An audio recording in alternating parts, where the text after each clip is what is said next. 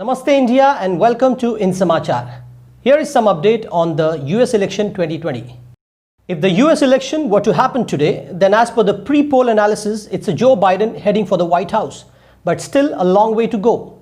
The Democrats might be getting carried away with the pre-poll inclination, but they also have a very personal experience of losing despite the same kind of pre-poll numbers in 2016. History only moves the way it is pushed, and from that point of view, it's Trump who has power to do the pushing, thanks not only to his clear stand on America first and geopolitical approach, but also to the deep support of two long privileged groups in American life, the white Americans and the employers. One needs to recall that many white Americans have felt on the defensive since the civil rights revolution in the 1960s.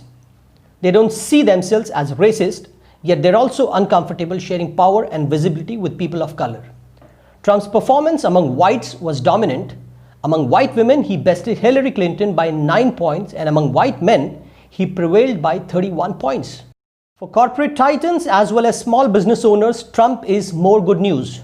As early as 2000, Trump announced his desire to privatize, that is to end Social Security. In office, he slashed taxes on businesses and the wealthy along with health, safety and environmental regulations. Trump even throws a few bones to manufacturing companies by raising tariffs on friends and foes alike. Trump is the default choice, even the safe choice, for a critical mass of white voters and business owners. The loss of nearly 170,000 Americans to COVID-19 won't change that, in part because the pandemic didn't just hit America, but the entire world, and Trump administration did what best they could. With all the history on his side, Trump will be hard to beat even if his opponents would wish to hurt his chances on the basis of major job and life loss due to COVID. Let's also look at the Indian American diaspora. Employment among Indian Americans increased from 2.1 million in 2016 to an all-time high of 2.5 million in 2019, according to the latest figure from Department of Labor.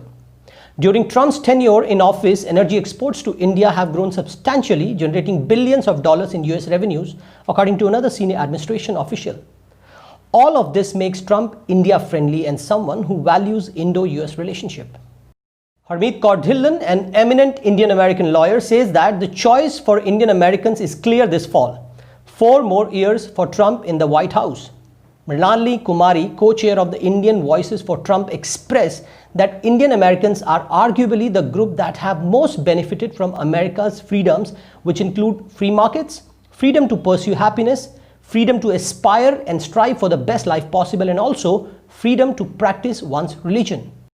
It is believed that no other US president has ever shown respect towards India as much as President Trump has. He has also elevated India's standing on the world stage. Of course, the credit also goes to Prime Minister Modi for his smart policy towards the US.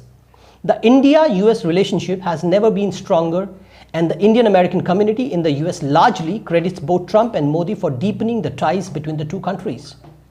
President Trump is in a position of strength, or a most preferred choice to say so, among the major ethnic groups.